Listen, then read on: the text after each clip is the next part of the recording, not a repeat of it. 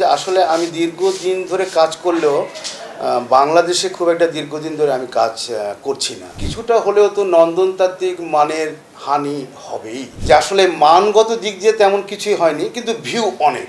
এই নাটকে আমার যে চরিত্র, নায়িকাদের যে দুজন প্রধান যে মেয়ে চরিত্র, তাদের বাবা মানে নায়িকার বাবা। আমার স্পেসিফিক কোনো নাম নেই এই নাটকের চরিত্রে। এমনিতে ব্যক্তিগতভাবে আমার নাম হচ্ছে টিটো আহমেদ।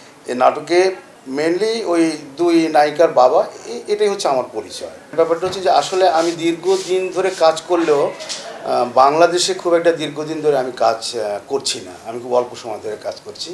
তারপরেও আপনি যে প্রশ্নটা করলেন যে ভিউয়ের দিকে তাকালে নন্দনতাত্ত্বিক মানের, আপনার সঙ্গে আমি একমত।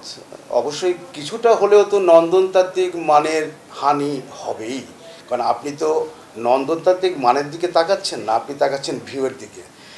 যত কিছুই বলি যে টাকা পয়সার দরকার, এটার দরকার, সেটার দরকার, সব কিছু মিলেও যদি শুধু ভিউয়ের দিকে আমরা তাকাই, আমি এই জিনিসটাকে ঠিকভাবে দেখি না। এখন আপনারা কিভাবে দেখবেন এটা আপনাদের ব্যাপার। নতুন সেনোরা, গাইনোকোলজিক্যাল সোসাইটি দ্বারা স্বীকৃত নিরাপদ ও সুগন্ধিমুক্ত স্যানিটারি ন্যাপকিন সেনোরা। নন্দনতাত্ত্বিক যে ব্যাপারটা, আমি একটা জিনিস বানালাম, একটা নাটক হোক, একটা কন্টেন্ট হোক, সিনেমা হোক, আমি বানালাম, সেটার মান যদি ভালো হয় তাহলে আমি আশা করবো যে এটার ভিউটাও ভালো হবে। ভিউ ভালো হলে খুব ভালো, কিন্তু অনেক সময় দেখা যায় যে আসলে মানগত দিক দিয়ে তেমন কিছুই হয়নি, কিন্তু ভিউ অনেক। তো সেক্ষেত্রে তো আপনার কথা অবশ্যই ঠিক। দেখেন, কিছু আমার ব্যক্তিগত মতামত, কিছুটা তো আমরা অবশ্যই সরে গেছি। আর এছাড়া অনেকগুলি কারণ আছে। আজ থেকে 20-30 বছর আগে যদি আমরা ফিরে যাই, তখন ইন্টারনেট ছিল না। বাংলাদেশ টেলিভিশনে একটা মাত্র চ্যানেল ছিল, বাংলাদেশ টেলিভিশন।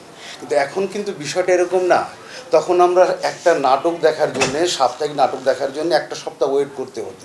কিন্তু এখন আমার ইচ্ছা, আমি এখন দেখব পৃথিবীর যে কোনো স্থানের যে কোনো নাটক, যে কোনো সিনেমা। তো বিষয়টা বুঝতে পারছেন, বদলটা তো অনেক বড় হয়েছে। আমি আপনাকে আগেই বলেছি যে আমি অনেক দিন ধরে অভিনয় করলেও বাংলাদেশে এই প্ল্যাটফর্মে আমি নতুন। তো সেই হিসাবে নতুনদের সাথে কাজ করতে আমার ভালো লাগছে, অবশ্যই ভালো লাগে। আর যারা পুরাতন আছেন, ওনাদের ভিতরে অনেকেই আছেন চমৎকার মানুষ, খুবই ভালো লাগে ওনাদের সান্নিধ্যে যেতে, ওনাদের কথা, ওনাদের সঙ্গে গল্প করতে, ওদের কাছ থেকে কিছু শিখতে খুবই ভালো লাগে। আর যারা নতুন, এদের সঙ্গে ইটসকে ফাইন। এই মুহূর্তে কোনো প্ল্যানই নেই। আমি একটা সিরিয়াল করছি, ওটা এটার সাথে কোনো সম্পর্ক নেই, অন্য একটা নাটক।